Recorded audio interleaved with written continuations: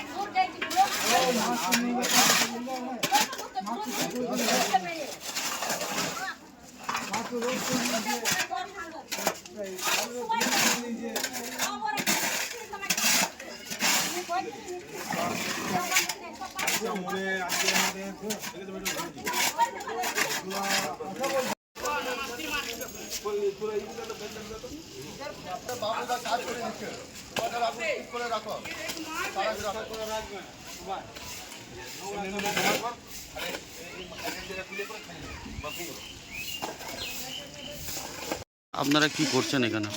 আমাদের বিধায়ক বলেছিল যে স্বচ্ছ ভারত অভিযান করতে বলেছিল, মানে পাড়াতে নোংরা অভিযান, মানে এত নোংরা ছুঁয়ে করে রেখেছে টিএমসি নেতারা। এখানে আমরা সবাই মিলে এই পাড়াতে 21 নম্বর বুথে আমরা এই মন্দির, স্কুল, রাস্তাঘাট আমরা সব পরিষ্কার পরিচ্ছন্ন করছি।